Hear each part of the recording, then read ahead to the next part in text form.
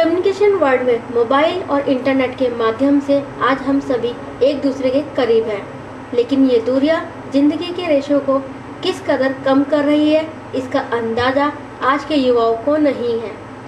युवा दिलों की बातों को एक दूसरे तक पहुंचाने के लिए घंटों फ़ोन पे बतियाते हैं, तो बिजनेसमैन अपने नफ़ा नुकसान के लिए मोबाइल जीवन में वह अहम स्थान बना चुका है जिसकी आदत छुड़ाना भी चाहे तो छूटती नहीं। लेकिन मोबाइल के प्रति इस कदर दीवानगी अच्छी नहीं। गुपचुप ही सही, लेकिन मोबाइल का अधिक प्रयोग लोगों की सेहत पर भारी पड़ रहा है, खासकर युवा पीढ़ी पर, जो इसे अपनी ज़िंदगी से बढ़कर मान रहे हैं। संचार क्रांति के इस युग ने बहुत कुछ बदल दिया है। मोबाइल फ़ोन इसका जीता जागता उदाहरण है। युवाओं का घर से निकलते ही मोबाइल को कान से चिपकाकर कॉलेज तक का रास्ता कट जाता है। थोड़े से फ्री बैठे हैं तो झट से मोबाइल निकालकर नंबर डायल कर दिया। रोड पर टहलने वाले लोगों पर अगर आप नज़र दौड़ाएं तो आमूमन वहाँ लोग मोबाइल से ही चिपके मिलेंगे। बीते साल आई WHO की रिपोर्ट के मुताबिक मोबाइल से कैंसर तक की संभावना बढ़ चुकी है।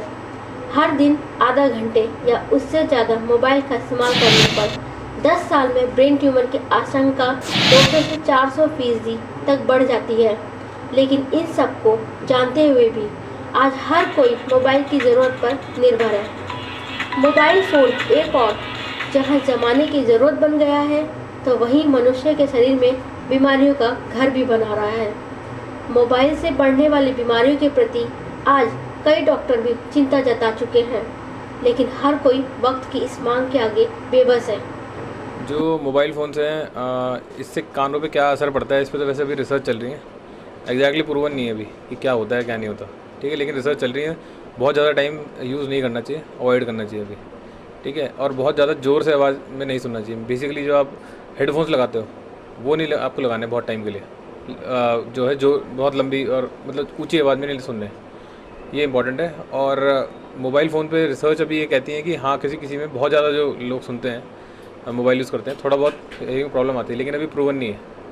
तो इसलिए बेटर ये रहता है कि अभी से इसको अवॉइड किया जाए, बहुत ज़्यादा जो है ना बात की जाए, क्योंकि इसकी रेडिएशन भी होती है, जो कि कहा जाता है कि कभी कभी प्रेग्नेंट लेडीज़ वगैरह उनके लिए भी हार्मफुल हो सकती हैं, ऐसा माना जाता है।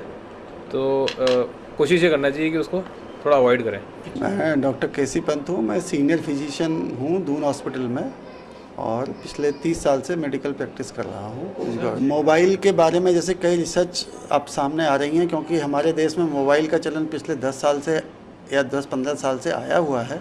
तो अब इसके साइड इफ़ेक्ट या इफ़ेक्ट जो है वो मालूम पड़ने लगे हैं कि बॉडी के जितने करीब ये रहेंगे उससे रेडिएशन के उसके साइड इफ़ेक्ट मालूम पड़ने लगे हैं। तो ये रेडिएशन जस्ट लाइक एक्सरे या और जो रेडिएशन होते हैं उसी तरह का ये एक रेडिएशन है, जिससे जो शरीर के पास जितना रहेगा उससे उसका शरीर पर उतना दुष्प्रभाव पड़ता है, जैसे कि सुनने में, मेमोरी लॉस में, या ये जैसे ब्रेन के डेवलपमेंट में या बच्चों की याददाश्त में, इस सब में इसका इफेक्ट की स्टडी ऐसे संसार भर से आने लगी हैं। और हम अगर इसमें रेट्रोस्पेक्टिव स्टडी करें या कहीं पे चल रही है तो इसके दुष्परिणाम हमको देखने को आने वाले समय में और मिल सकते हैं। इसीलिए कहा जा रहा है कि मोबाइल जो सिस्टम है, मोबाइल फ़ोन का प्रयोग है, वो शरीर से दूर रख के करना चाहिए, कम से कम करना चाहिए।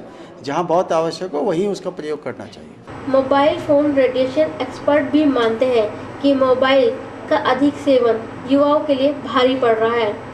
रेडिएशन कम करने के लिए अपने मोबाइल के साथ फेराइड बीट यंत्र लगा सकते हैं। ये खास तरह के सॉफ्टवेयर होते हैं जो खास वक्त तक वाईफाई, ब्लूटूथ, GPS या एंटीना को ब्लॉक कर सकते हैं।